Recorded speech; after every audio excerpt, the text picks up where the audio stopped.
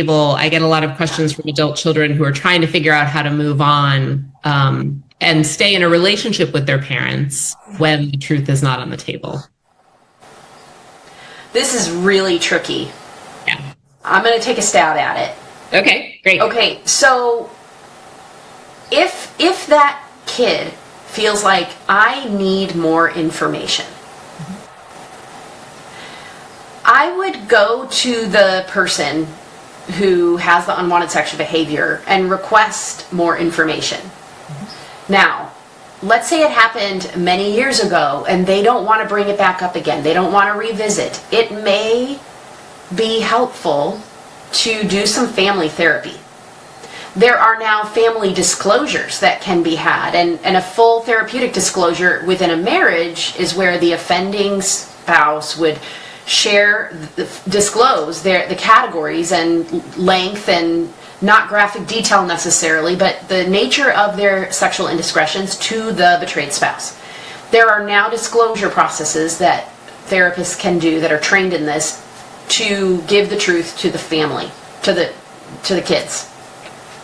So I would initially approach that person and ask individually, and if they're not willing to do it one-on-one, and here's the thing too about that's a little bit risky about one-on-one asking for this information. Mm-hmm. Generally speaking, the person who cheated is probably not going to want to tell any details. Right.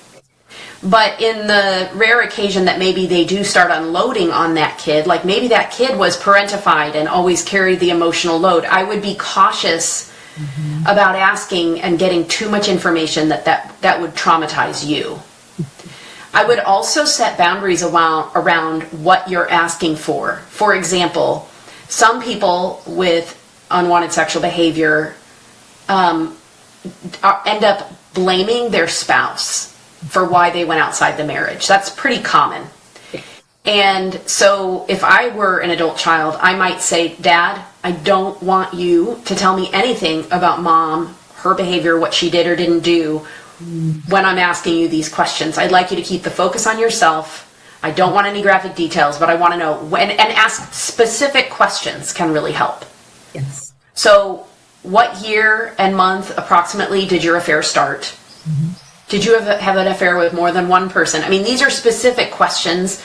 You're more likely to get the truth when you ask very specific yes/no questions or data point questions than tell me the story. However, there's also the chance that you will not get the truth because if they haven't done their own recovery work, they likely have tried to bury it in the basement, so to speak, of their mind.